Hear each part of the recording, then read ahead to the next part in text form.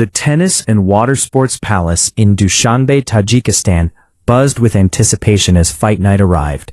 Fans, banners, and a sea of excitement made it clear that this wasn't just another IBA.PRO card. This was the night where a battle between generations and contrasting styles would unfold.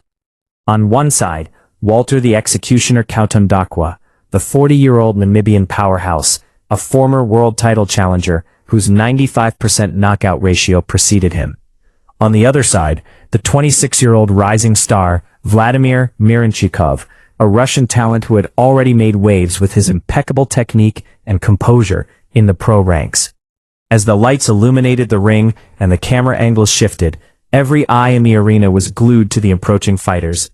Kautondokwa's tall, imposing frame contrasted sharply with the compact, focused movement of Mironchikov. The air was thick with tension, and commentators began laying out the stakes. Could youth and tactical brilliance overcome raw power and seasoned experience? This opening narrative alone had fans speculating, building both excitement and anxiety. Even casual fans could sense the layered drama, the veteran seeking redemption, the newcomer looking to cement his place among boxing's elite. The storytelling began before the bell even rang, establishing a classic conflict of experience versus innovation, power versus precision.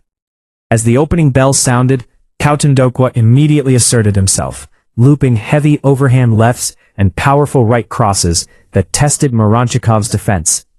The executioner's early strategy was clear: intimidate, dominate, and land a decisive blow that could end the fight quickly.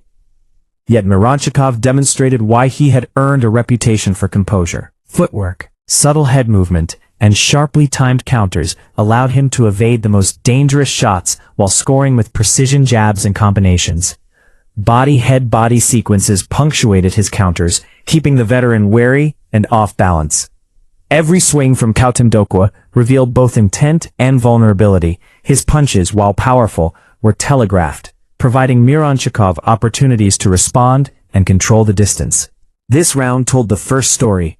The young fighter's technical acumen neutralized the raw aggression of a veteran, giving viewers a sense of suspense as each fighter measured the other's strengths. Entering round 2, both fighters began adapting. Kautondokwa attempted to close the gap, using his reach to push Mironchikov toward the ropes, hoping to force exchanges where his heavy hands could land cleanly. Mironchikov, meanwhile, remained calm, using lateral movement to create angles and counters. His strategy emphasized bout management, understanding that the veteran could not sustain relentless power punches across 8 rounds without leaving openings. When Kautondokwa committed to a swinging overhand right, Mironchikov slipped and responded with a crisp counter, punctuating the round with a left-right combination to the body and head. The crowd, sensing the precision, responded with audible gasps and cheers.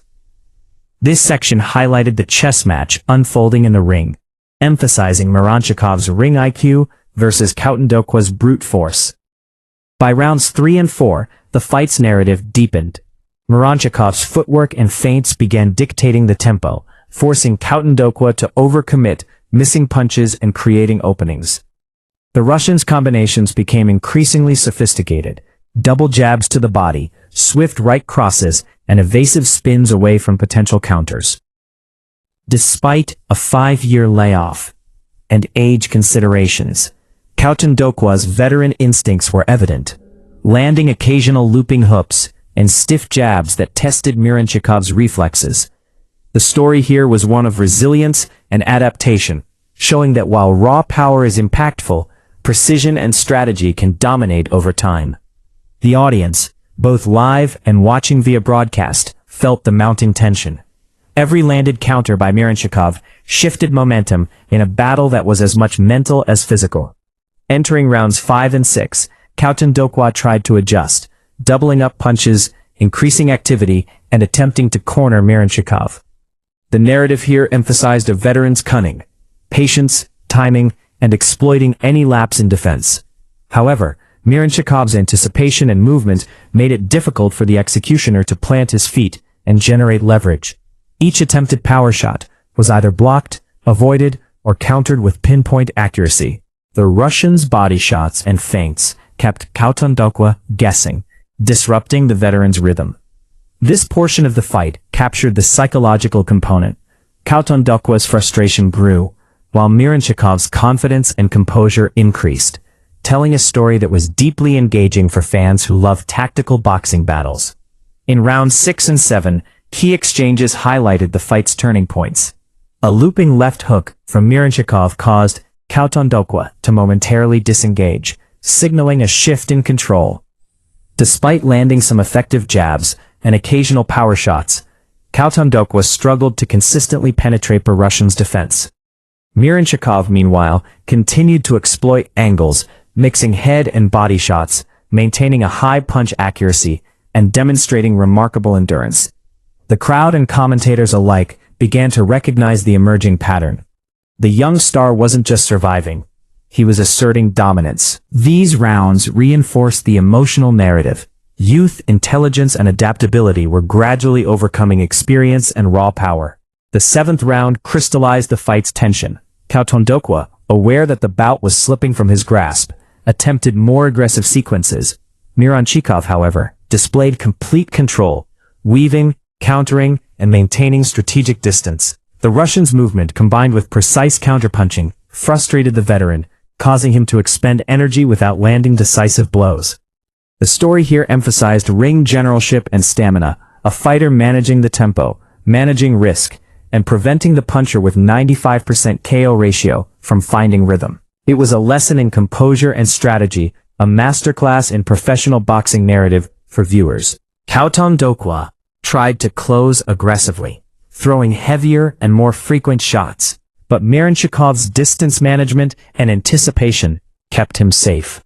Every counter, every pivot, every defensive adjustment told the story of a fighter who had learned from each prior round. By the final minute, it was clear that Mironchikov had dictated the fight's narrative from start to finish. The climax of this fight wasn't a knockout, but the calculated and measured control exercised by the younger fighter. A victory forged through intellect, precision, and composure. When the bell sounded, the decision was unanimous. Mironchikov's hand was raised, celebrating a masterful, strategic victory. Kautondokwa, though defeated, received respect for his relentless pursuit of victory. The fight's narrative, executioner versus rising star, power versus precision, experience versus youth, concluded with a clear moral. In boxing, strategy and intelligence can overcome even the most dangerous raw power. For viewers, this fight offered a complete arc. Anticipation, conflict, tension, climax, and resolution. This fight will be remembered as a showcase of technical mastery, mental fortitude, and strategic pacing.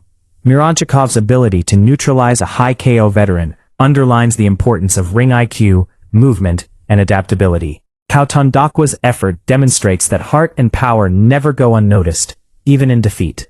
For boxing fans, analysts, and aspiring fighters, the lesson is clear. Preparation, patience, and precise execution can turn the tables against even the most formidable opponents. The story of Mironchikov versus Kautondokwa is more than punches thrown. It's a masterclass in boxing storytelling, fight psychology, and the beautiful dance of technique meeting power under the bright lights of the ring.